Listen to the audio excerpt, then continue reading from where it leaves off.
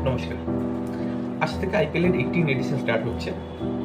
এটা তো আমরা প্রত্যেক ভারতীয় প্রায় ফেস্টিভ্যালের মতোই অপেক্ষা করে বসে থাকি, কবে আসবে। প্রচুর ভিউয়ারশিপ হয়, তার মানে এই আইপিএলের ফ্যানের কোনো সমস্যা নেই, প্রচুর ফ্যানস রয়েছে all over the world. But তাও যেরকম আমার বাড়িতেও ফেস হয়, হয়তো আপনাদের বাড়িতেও কেউ থাকবে বা কোনো বন্ধু থাকবে যারা মনে করে এটা একটা ফিক্স খেলা, ম্যাচ ফিক্স, মানে জুয়া খেলা, বা দেখে কোনো লাভ নেই, এরকম অনেক কমেন্ট আছে।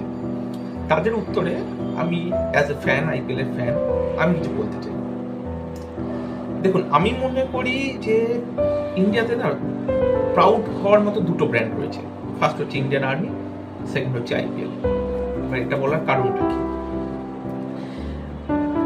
আপনি ইন্ডিয়াতে অন্য যে কোনো সেক্টর দেখে নিন, শিক্ষা হোক, কাজ হোক, বা হেলথ কেয়ার হোক, কোয়ালিটি অফ লিভিং হোক, আমরা সব ব্যাপারে কিন্তু ডিপ ইন আওয়ার হার্ট আমরা ওয়েস্টার্নটাকে বেশি প্রেফার করি। মানে ধরুন, আপনি কেমব্রিজ, অক্সফোর্ড বা হার্ভার্ডে পড়াশোনার জন্য চান্স পাচ্ছেন, আপনি অবশ্যই ইন্ডিয়ার আইআইটি, যাদবপুর ইউনিভার্সিটির জন্য ওয়েট করবেন না। তারপর আপনি ধরুন গুগল, মাইক্রোসফটে কাজ পাচ্ছেন, আপনি কিন্তু তারপর ওয়েট করবেন না যে আমাদের এখানকার টিসিএস, ইনফোসিসে কাজ পাওয়ার জন্য।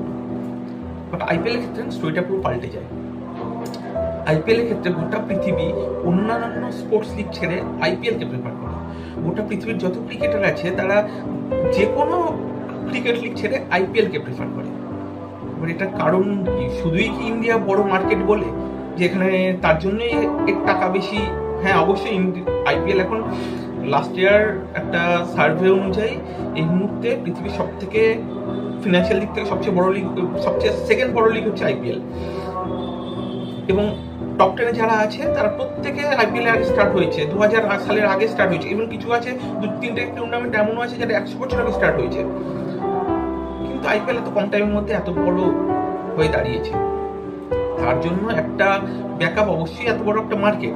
তো তাছাড়া কিন্তু মার্কেট তো আইএসএল এর জন্যও সেমই ছিল। ইন্ডিয়াতে ফুটবল ফ্যান কম নেই, আমরা যখন ফিফা ওয়ার্ল্ড কাপ হয় বা আদার্স চ্যাম্পিয়ন্স লিগগুলো রাজ্যকে দেখি, কিন্তু কোয়ালিটি স্ট্যান্ডার্ড আইপিএল এ না অন্য কিছুর জন্য কম্প্রোমাইজ করা হয় না। লাইক আপনি ভাবুন, আইপিএল এর যে মাস্টার মাইন্ড ললিত মোদী, সে যখন স্ক্যামে ধরা পড়েছে তাকে কিন্তু সরিয়ে দেওয়া হয়েছে। সে নিজে আইপিএল কে শুরু করেছিল বলে ভুলটাকে ভুল হিসেবে রেখে দেওয়া হয়নি।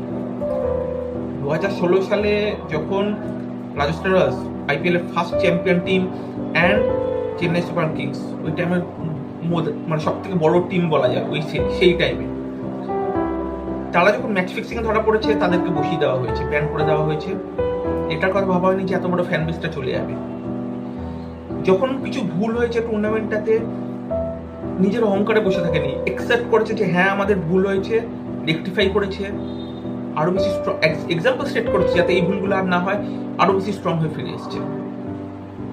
আমার মনে হয় না ইন্ডিয়াতে বা এদিকের দেশগুলোতে আপনি খুব বেশি এই ধরনের এক্সাম্পল পাবেন। সেই জন্যই আমার মনে হয় যে কদিন আগে বিপিএল এর গল্প আপনি দেখেছেন, দুর্বার রাজশাহীর কাছে টাকা পয়সা নেই, ওরা বিদেশি নামাতে পারছে না, কি ধরনের অরাজকতা চলেছে।